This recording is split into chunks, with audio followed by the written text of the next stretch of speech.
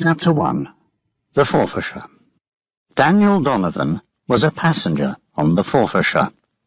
He stood on the deck of the ship and looked at the sea. It was difficult to stand on the deck, because the wind was so strong. The ship was moving up and down uncomfortably, and Daniel felt ill. Then a big wave hit the side of the ship, and salt water flew into his face. "The wind is getting stronger," said a passenger beside him. He was a tall, dark man with a black coat, Mr. Robb, a churchman. "And it's getting darker, too." "Yes," said Daniel. "I can't see the land now." He looked to the west, but he could see no land, no lights, only water, big grey waves with white tops, which went up and down, up and down. "But the Forfarshire is a good modern ship," said Mr. Robb. "Nothing can happen to a new ship like this. Listen to those fine, strong engines." Daniel looked down at the big paddle wheel on the side of the ship. It went round and round, down under the white water and up again, under the water and up. Then he looked up at the black smoke which came from the Forfarshire's funnel. "Yes," he said, "they're good, strong engines." But he was not really sure. He was an engineer, so he knew about engines. Sometimes the Forfarshire's engines made strange noises, and the paddle wheels went round slowly. Then there was a crash, and they went quickly again. Daniel was not happy. A seabird flew low across the white tops of the big grey waves. Daniel watched it, and felt wind and rain on his face. Then a door opened behind him, and a woman screamed, "Simon, come back! Come back at once!" Daniel looked behind him, and saw a small boy.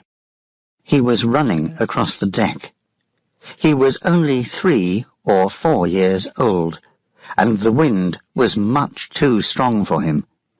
He fell over on the deck and began to cry. Then another big wave hit the side of the ship. The white water came over the side and carried the boy along the deck. "Help!" the woman screamed. "Save my child!" Daniel put out a hand and caught the boy's coat. Then he carried him quickly back to his mother. "Quick! Get back in! Out of the wind, woman!" he shouted. He hurried through the door and closed it with a crash. "It's too dangerous for children out there." "Yes, I know," the woman said. "Come here, Simon." She sat down and held the boy with one arm. She had another child in her other arm, a little girl, about 1 or 2 years old. "Thank you, sir," she said. The ship moved up and down very quickly, and Daniel sat down beside the woman. She smiled at him, but she looked very white and ill. "I'm Daniel Donovan," he said. "What's your name?" "Mary Dawson," she said. "This is my son Simon, and my daughter Sarah. Isn't your husband with you?" "No," she said. "He's in Scotland. We're going home to see him." "It's good we're in a strong, modern ship." "Yes," said Daniel. Then, for a few seconds, he said nothing.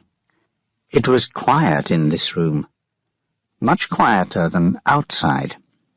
"Mr. Donovan," said Mrs. Dawson suddenly, "what's happened to the engines?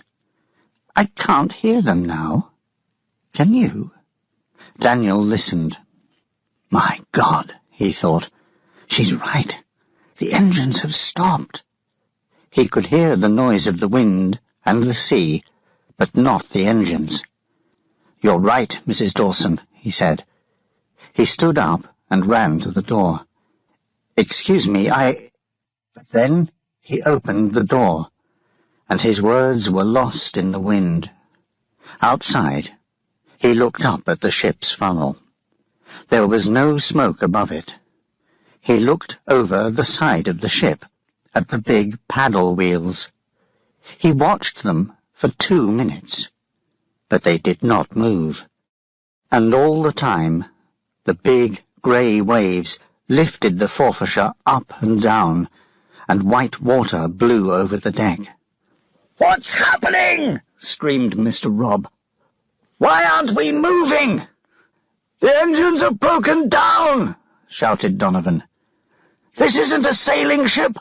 It can't move without its engines." A big wave hit the side of the paddle wheel and sent white water over their heads. Some sailors were trying to put up a small sail, but the wind blew it out of their hands, away across the sea, into the night. "There are women and children on this ship," shouted Mr. Robb. "It's nearly dark and the weather is getting worse. What can we do?"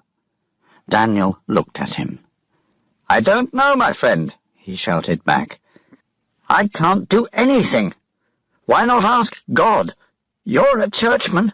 Perhaps he'll send an angel to save us." Chapter 2. The Lighthouse. When the engines stopped, the Forfarshire was about 5 kilometres east of St. Abb's Head in Scotland. The ship was travelling north, from Hull to Dundee. But the wind came from the north, so the Forfarshire, without her engines, began to go south again, back to England. It was dark, and the wind was very strong. About 30 kilometres southeast of St. Abb's Head is a group of small, rocky islands, not far from the mainland. These are the Farne Islands. On one of them, Longstone Island, there is a lighthouse. There were 3 people in the lighthouse that night: William Darling, his wife Thomasin, and their daughter, Grace. Grace's brothers were usually there too, but that night they were in Bamborough, on the mainland. At 7 o'clock that night, William Darling went up the long stairs of the lighthouse to light the big oil lantern. Grace went with him. William Darling was a thin, strong man, about 50 years old. He moved quickly and quietly. He had a candle in his hand. Sometimes he turned to talk to Grace, and the candlelight lit up the big brown eyes in his kind, old face. Grace was a young woman, about 22 years old. She was not very tall or strong. She had big brown eyes, like her father, and soft brown hair. She carried an oil can in one hand, and held the side of her long skirts with the other hand. She smiled at her father while they talked. At the top of the lighthouse, Grace and her father came into a small room. This room had no walls, just big windows all around. The noise of the wind and rain was terrible here, and they had to shout to hear each other. Grace put oil in the big lantern in the middle of the room, and William lit it. When the lantern was burning, the big silver mirrors began to move slowly around it. William Darling and his daughter stood and watched them. The rain crashed against the windows, and the wind screamed like an animal in the night. "God help the poor sailors to see this light," shouted William. "It's as dark as death out there. No moon, no stars, nothing but wind and rain and wild white water."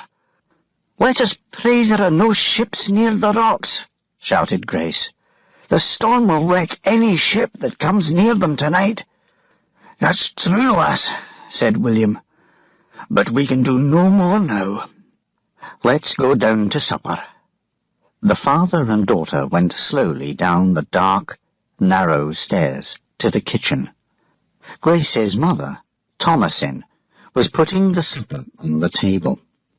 She was a white-haired woman of 65. "Did you see anything?" she asked. "No, my love, nothing," William answered. "Only the rain on the windows." "Thank God," she said. "You couldn't help anyone tonight, William. If there is a shipwreck, you can do nothing.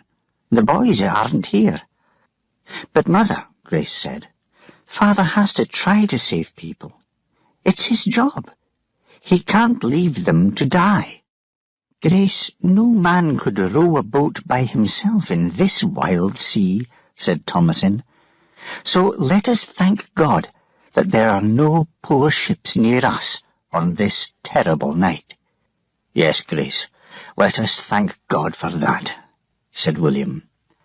And so the three people sat quietly around their table in the warm kitchen and put their hands together to pray. In the black night outside, the wind screamed and the big waves crashed against the rocks again and again and again. Chapter 3. In the Engine Room. "Mr. Donovan." "Yes?" "The captain wants to see you.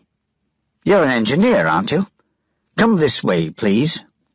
The sailor opened the door, and Daniel went quickly inside. They went down some stairs. He opened another door, and a great cloud of steam came out. Daniel followed the young sailor into the room. It was very hot in here, and there were clouds of steam everywhere. A tall, red-faced man came up to him. "Mr. Donovan, my name's Humble, Captain Humble. We need you, sir. You're an engineer, I understand. One of these engines has already stopped, and the other is working very badly. There's too much steam in this room, sir, and not—" A big wave hit the ship with a terrible crash, and Daniel, Captain Humble, and the young sailor held on to the wall. Daniel saw a big man in a blue coat, and shouted to him, "Are you the ship's engineer?" "Yes." The man looked angry, tired, and frightened. "What's the matter? Why has this engine stopped?" "Why? Because it's too old, of course. Look here. See this? And this?"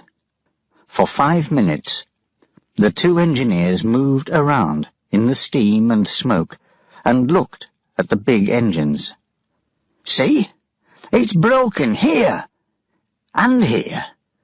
How can I mend it now, in the middle of a storm? Can you do that, sir?" Daniel shook his head. He was angry and frightened. "No, of course I can't. The ship must go back to land." The man agreed quickly. "That's right. That's what I say. But you tell Captain Humble that. He says this is a new, modern ship, so it can go anywhere, in any weather. Our rich passengers want to go to Scotland, so that's where we're going, he says. But it's too dangerous and—" The man stopped when Captain Humble came near. "Well, Mr. Donovan, can you help us? Do you know more about engines than this stupid engineer here? He says he can do nothing, and we must go back to Hull because of a small storm. But I'm sure—" "He's right, Captain Humble," shouted Daniel. "I can do nothing for these engines here in this storm. They're too old, and this one is broken in 3 places. We must go back to land, Captain, or we will all drown. I cannot help you." "Ah!" The captain pushed Daniel angrily away from him. "Then get out of my way, Mr. Donovan. You're no good to me. Get back to the women and children." Daniel went quickly to the door, and up the stairs to the wind and rain outside. But he was a badly frightened man. His hands were shaking, and it was hard for him to stand in the terrible, screaming wind. Above his head, 2 sailors were putting up a small sail. "That's no good," he thought. "It's too small for a big ship like this. Without engines, we can do nothing." He stared out to sea, but he could see nothing, only the white tops of the great black waves and the black clouds above. No stars, no moon. But far away to the southwest, there was a little light, flashing, on, off, on. It went behind a wave, and then came back again, like a star in the night sky, far away. But it was coming nearer, nearer all the time. Chapter 4. Nothing to see. It was 2:30 in the morning. In the lighthouse, Grace was asleep in her room. It was a small, tidy room with white walls. Her dress was on the back of the door, and her other clothes were on a chair by the bed. There were some books on a desk, and some seabirds' eggs on a table. Someone knocked at the door. "Grace!" her father's voice called. "Wake up, lass! I need you to help me." "What is it, father?" She got up quickly and opened the door. William Darling stood there with a candle in his hand. He was wearing his big black coat and heavy boots, and his hat was pulled down over his ears. His face was tired and wet with rain. "The storm is worse. The wind is coming from the north now, and it's stronger. We shall have to go outside and tie the boat down, or we shall lose it." "All right, I'll be down in a minute." Quickly, Grace closed the door and put her clothes on. She often got up in the night. There was always work on a lighthouse, and the sea did not wait for morning. A minute later, she ran downstairs to the kitchen, put a coat over her thin dress, tied her hair under her hat, and followed her father out into the night. The wind nearly lifted her off her feet. It was strong, black, hard, and wet. She opened her mouth to call to her father, but the words blew away into the night. Her coat and dress blew out behind her like paper, and the rain hit her face like small stones. She walked slowly after her father to the boathouse. Her father was carrying a small lantern, and in its light Grace saw a great wave of white water. It broke against the rock in front of the boathouse, and white water crashed against the boathouse doors. William shouted something to Grace, but she could not hear him. The sounds of the wind and the sea were too loud, too terrible. In the boathouse, she helped her father tie the boat down to the rock. They tied down the oars, too, so that nothing could move them. Then they ran outside and carried everything into the kitchen, their chickens, their fishing things. Nothing could stay outside on a night like this. Before they went back in, Grace stared out into the night. The light from the top of the lighthouse flashed out over the water, and for 30 seconds she could see very well. One after another, the big black waves came out of the darkness. Waves 10, 20 meters high. When they hit the rock, there was a huge crash, and white water flew everywhere, 30, 40 meters up over the long stone rock. Grace stared out, over the waves, past the rocks and islands. But, thank God, she could see no lights, no ships. No ship could live in that sea tonight. "Grace! Come on in, lass!" Her father held the door open behind her. She went in quickly, and he closed the door behind them. Her mother had warm drinks ready for them. "Go to bed now, father," Grace said. "You've had no sleep yet tonight. I'll watch the light now, and mother can come up at 5. "All right, lass," he said. William was very tired. He went upstairs with his wife, and in 2 minutes they were asleep.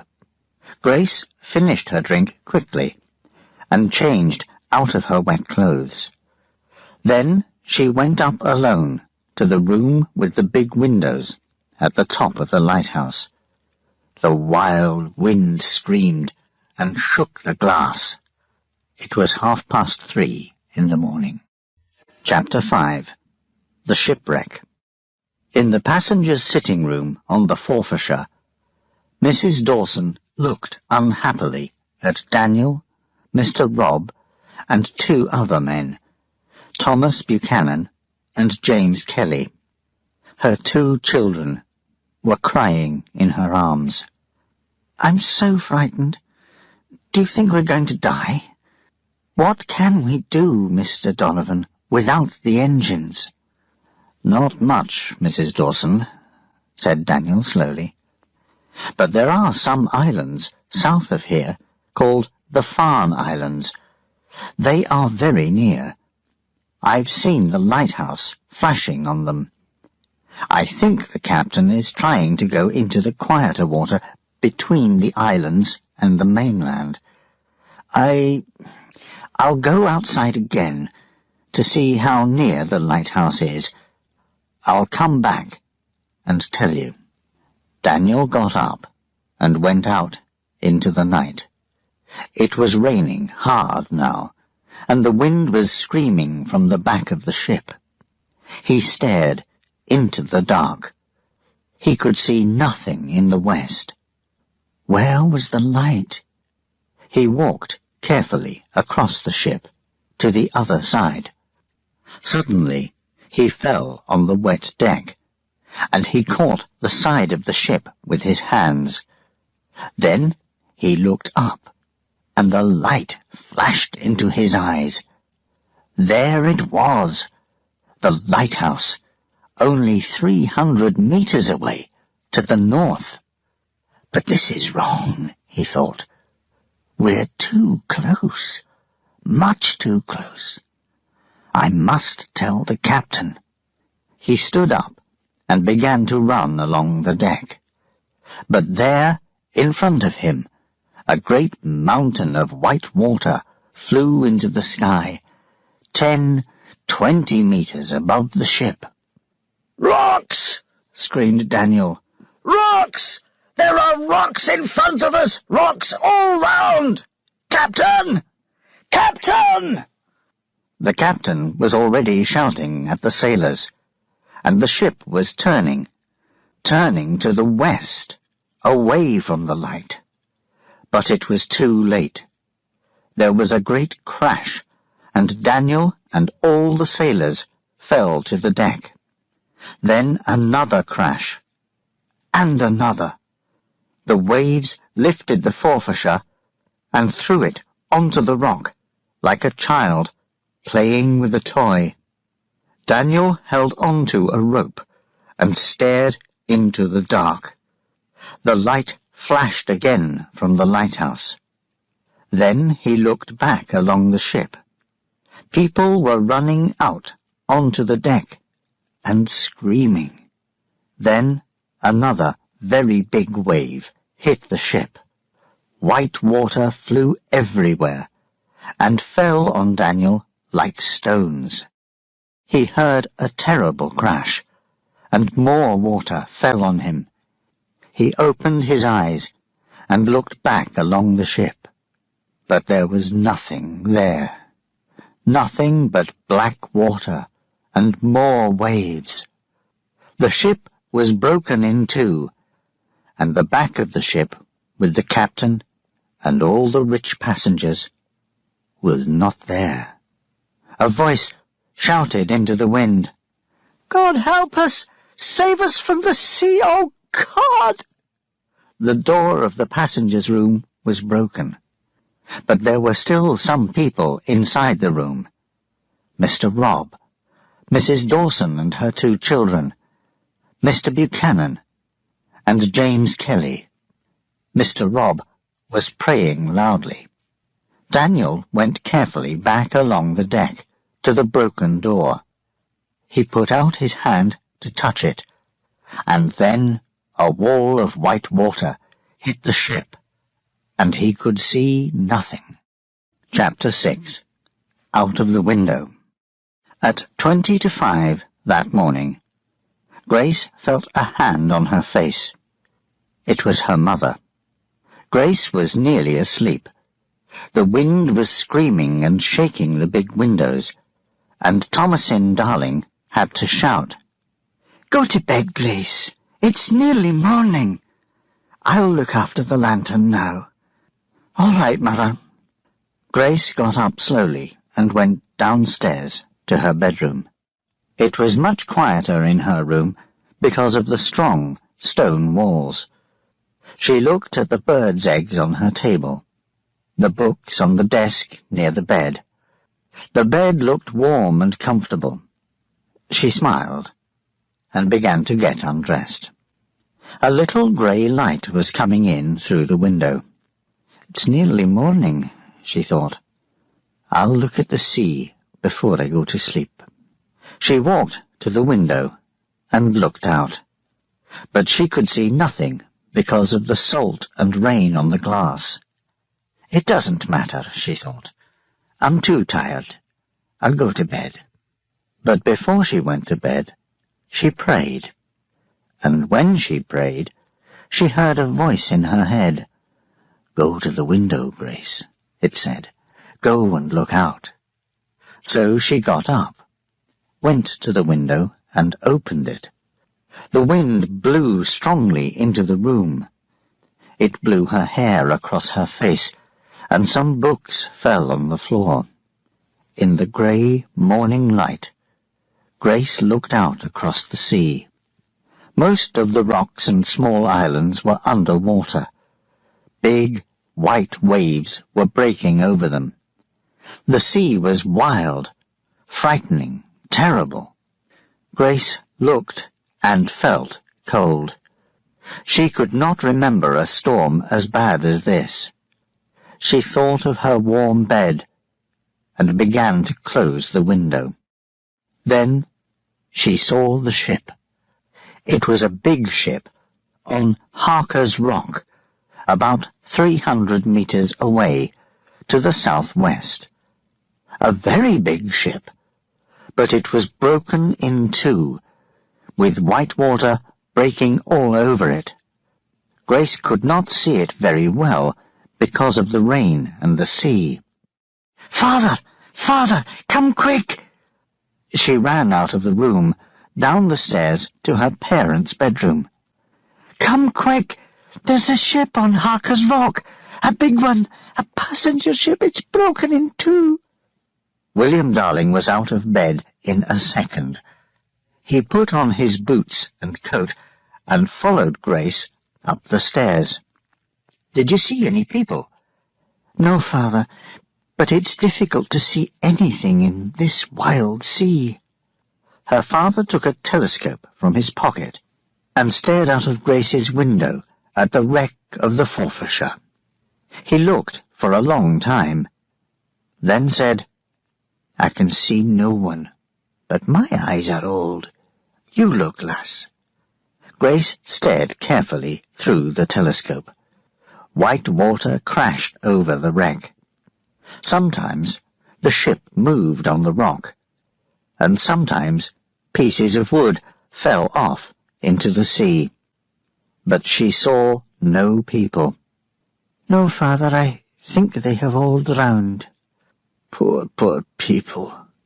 "Yes, but it's a good thing too, William." Grace's mother was in the room now, and she was looking out of the window with her husband and daughter. "Why is that, Thomasin?" William asked her. "Why? Because the boys aren't here, William. You couldn't take a boat out in that wild sea alone. No one could. If there are people alive on that ship now, you cannot save them, William." "I could go with him, Mother," said Grace quietly. "Not in a sea like that, Grace," her mother said. Her father said nothing. "We mustn't stop looking," said Grace. "If there is someone alive, we can't just leave them to die." And so, for the next 2 hours, Grace and her parents watched the wreck of the Forfarshire through the telescope. Slowly, daylight came, but they saw no people, only rain and waves and a broken ship in the wild, angry sea. Chapter 7. On Harker's Rock. There were 12 people on Harker's Rock. Daniel Donovan was with Mrs. Dawson and her children, and there were 8 other people near them. The wreck of the Forfarshire was behind them, between them and the lighthouse. They were nearly dead with wet and cold. Every 2 minutes, white water fell on them. Daniel had lost his coat, and the wind cut through his thin shirt like a knife. His hands and legs were red with blood. Mrs. Dawson was crying, and sat with her arms around her 2 small children. Mr. Robb prayed in a loud voice without stopping. Thomas Buchanan and the other men sat together, too cold to move. One man had a broken leg. The waves got bigger, and the people on the rock moved closer together. After half an hour, Mr. Robb, the churchman, stopped praying. Daniel looked at him. He was lying on the rock, his face white and cold. His eyes were open, but he did not see Daniel's hand in front of his face. He was dead. "We'll all be dead soon," shouted Thomas Buchanan angrily. "No man can live long here in this wind." "Why don't they come from the lighthouse to save us?" shouted James Kelly. The lighthouse. Daniel remembered it suddenly. "We must wave to it," he shouted. "They can't see us here. Come up onto the top of the rock. Wave to them."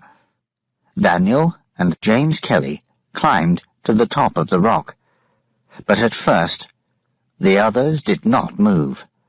They were too cold, too tired, too frightened. Thomas Buchanan had to hit them and push them to the top of the rock. The wind was very strong there, so it was difficult to stand. They held onto the rock and shouted and waved at the lighthouse as hard as they could. No one answered.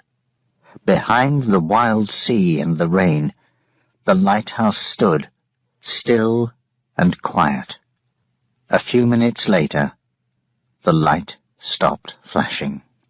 But they saw nobody. One by one, the men came down from the top of the rock and sat with their arms around each other out of the wind. Only Daniel and Thomas Buchanan stayed on top of the rock. They waved and shouted and cried, but they saw no one. Their faces were as cold as death, and salty and wet from the sea. Chapter 8. The Worst Sea This Year.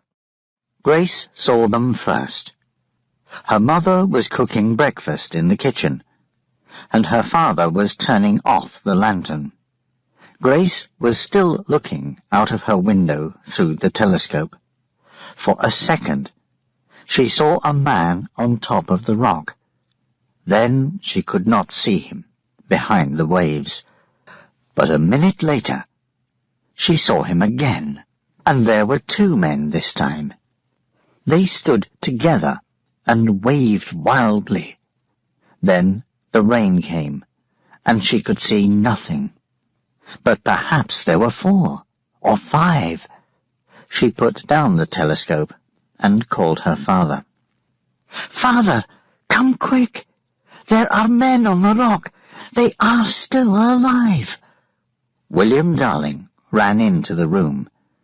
He saw them. He put down the telescope and looked at his daughter. "We must go, lass," he said quietly. "You and I. We must take the boat and save them. Will you come?" "Of course, father," she said. "If we don't save them, who will?" "That's right, lass." William Darling looked out of the window unhappily. "I've not seen a worse sea this year. No boat could come from the mainland in this wind." Grace's mother came into the room and heard him. "You can't go, William," she said. "Grace is only a girl. Look at that sea. You'll both drown."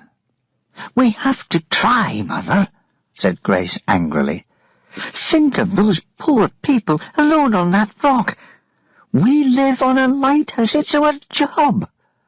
"It's a job for your father and brothers, Grace, not you. You'll drown. How will that help those men?" "How will it help them if we do nothing?" Thomasin Darling looked out of the window again at the wild, angry sea. She shook her head. "Perhaps you'll get to the rock, Grace," she said, "with God's help and the wind behind you. But you'll never get back against the wind. Not one man and a girl in a storm like this. Never." William Darling took his wife's hands in his. "Listen to me, Thomasin," he said. "There are 3 or 4 seamen on that rock. Strong men. They'll help row us back if we save them." "If you save them," said Thomasin. "And if you don't?" At first, William Darling did not answer. He looked into his wife's eyes. "We're going, Thomasin," he said quietly. "We have to go. Come down now and help us with the boat." Outside, in the terrible wind and the rain, it took them 15 minutes to get the boat ready. 3 times the waves nearly broke the boat on the rock. William got in first and sat at the front. Grace and her mother held the boat away from the rocks. William got 2 oars ready and waited for the next wave. "All right, Grace, get in now!" he shouted. Grace jumped into the boat, and William pulled hard with the oars. 1, 2, 3 pulls, and then a wave lifted the boat, and the oars were pulling at air. But they were away from the rocks. The boat came down between 2 waves, and Grace quickly got her oars out. They both pulled hard together, but carefully too. They did not want to lose an oar in the wild water. Grace was cold, and her dress and hat were wet. She was afraid, but happy and excited too. "This is what God wants me to do," she thought. At the top of a wave, she could easily see across the long stone rock to the other side. Then the boat went down between the waves, and she could see only mountains of wild water everywhere. "Pull left! Left!" William shouted. "We must keep the rocks between us and the worst waves." Grace pulled hard at her oars and watched the waves. "God will help us save them," she thought happily. "I know he will." Outside the lighthouse, Thomasin Darling watched the little boat. She saw it for a second. Then it went behind a wave, and came up again. "It's not possible," she thought. "No boat can live in a sea like that. Oh, God, please save my husband and daughter." She watched and prayed, and the little boat got smaller and smaller on the wild, grey sea. Chapter 9. Angel in the Storm. "Help me, Mr. Donovan. Please help." "How can I help you, woman?" Daniel shouted at Mrs. Dawson. "How can anyone help?" He was too cold, too frightened, too tired. He couldn't think now. "Please help my children," cried Mrs. Dawson. "Keep them warm for me. They're so cold." Daniel put his arms around the woman and her children. It was true.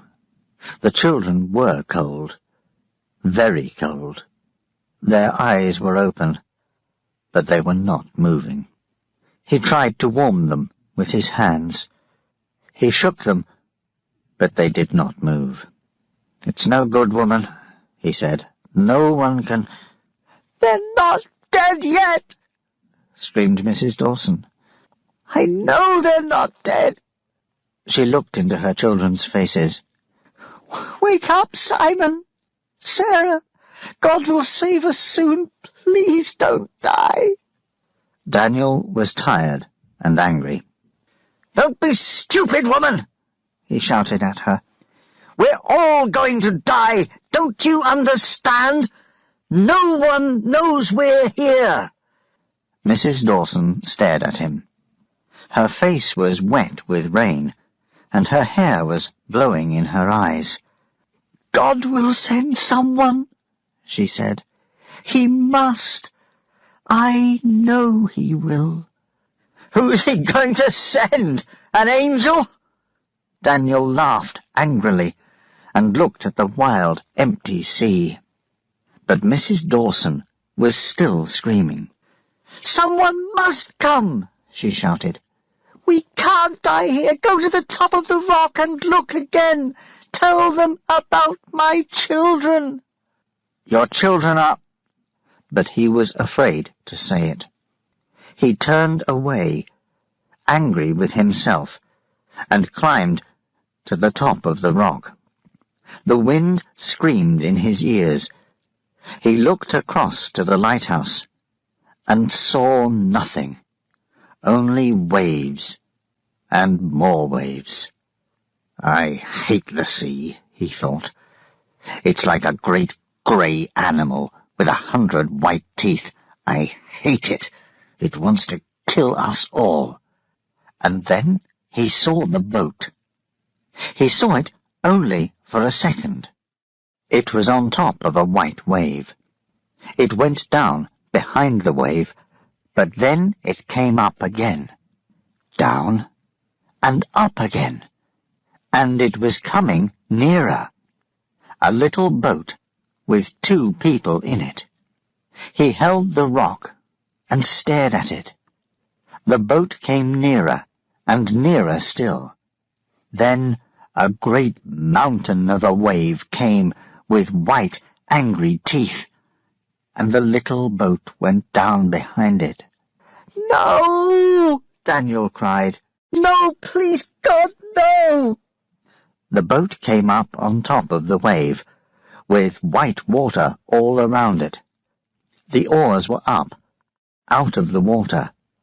For a second, the boat began to turn on its side. Then the oars went down into the water, and the boat came down the side of the wave. Daniel could see the 2 people in the boat now. One was a man. One was a young woman. He got up and ran down the rock. He was crying and laughing at the same time.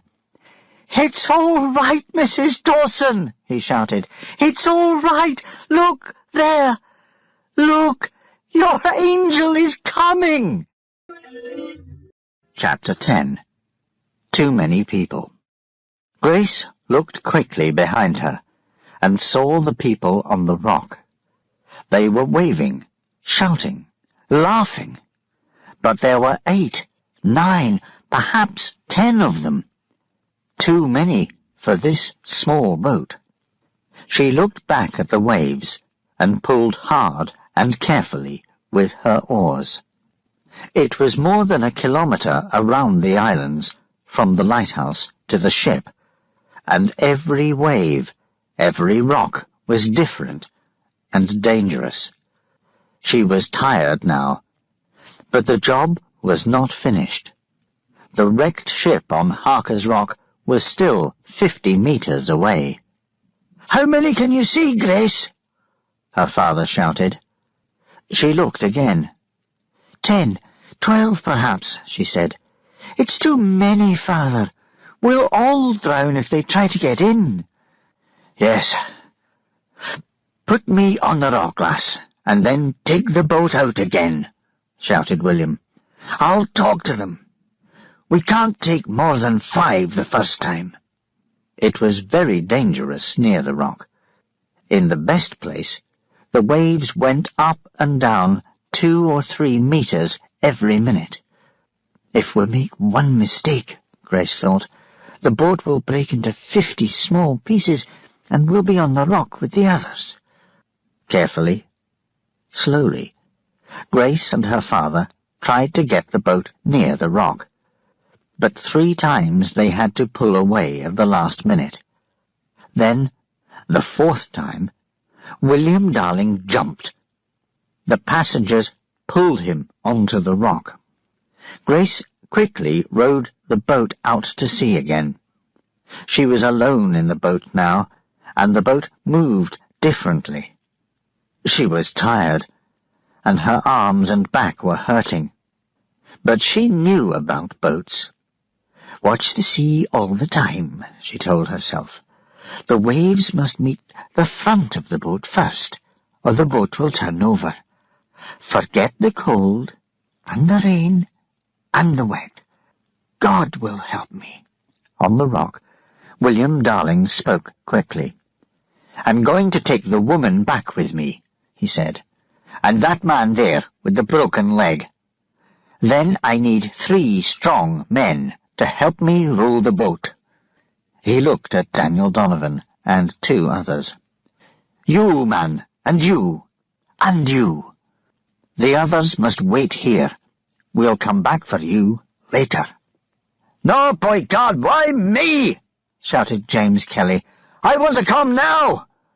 "You're going to stay here, sir," shouted William angrily. "Don't you understand? If you get in the boat, we'll all drown." "And my children," cried Mrs. Dawson. "Don't forget my children." William looked at her unhappily. He held out his arms. "Give the children to me, mother," he said. Carefully, he took the boy and the girl from her, and put the little bodies on the rock near the sea. They were dead and cold. "They are in God's hands, mother," he said. Then he spoke quickly and quietly to Daniel Donovan. "When the boat comes, help me get the woman in. We can't take her children." Daniel agreed. William put his arm around Mrs. Dawson and waved to Grace. Carefully, slowly, she rowed the boat in to the rock. It was harder without her father. The wind and the waves moved the boat more quickly, and Grace was very tired now. One mistake meant death for them all. She came closer. 20 metres. 10. 7. 5. A big wave lifted the boat, then a smaller one behind it.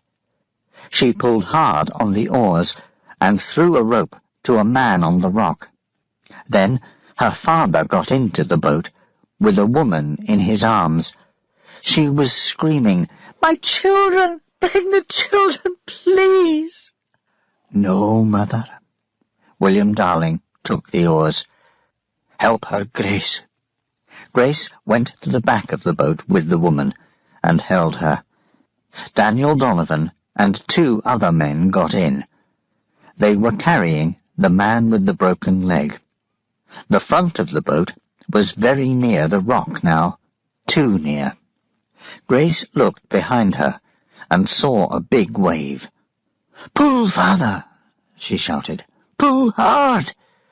She stood up and pushed against the rock with an oar. The boat was very heavy now, with all these people in it.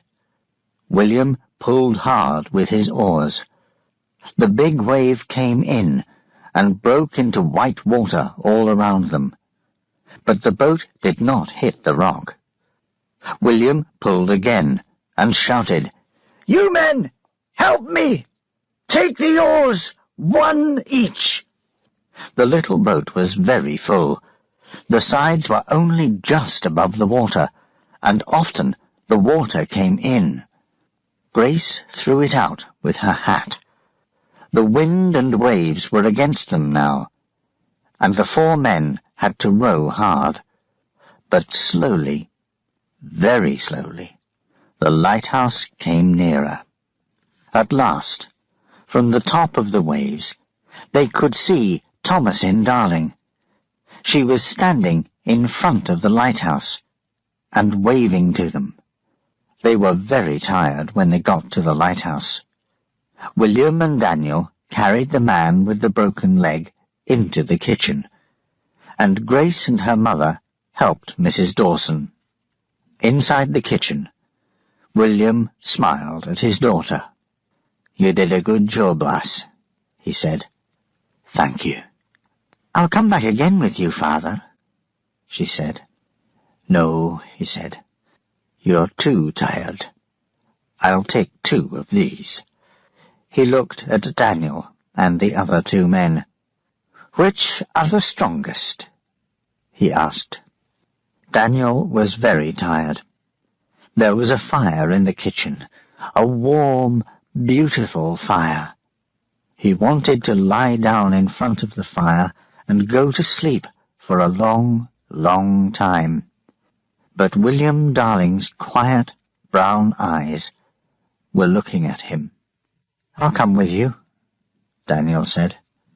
"I'll come too," said Thomas Buchanan. William Darling smiled. "Good men," he said. "Can you 2 men row as well as my daughter?" Daniel looked at Grace, who was busy helping Mrs. Dawson. She looked very small here in the kitchen, like any young woman. "I'll try," he said. "Right," said William. "Come on, then." So Daniel and Thomas Buchanan followed the old lighthouse man away from the warm kitchen fire, out into the rain and wind again. Daniel looked at the angry sea with its terrible waves, and he felt cold and frightened. He remembered the small young woman alone in the boat by Harker's Rock. "Great God," he thought, "you made that girl strong like an angel. Make me strong too, like her." The Times, London, the 19th of September, 1838. Mr. Darling and his young daughter saved 9 people from the wreck of the Forfarshire. The storm lasted for 3 days, and they stayed all that time with the Darlings in the lighthouse. Queen Victoria thinks that Grace Darling is one of the finest young women in this country, and she is writing to thank her. 100 years from now, people will remember this day.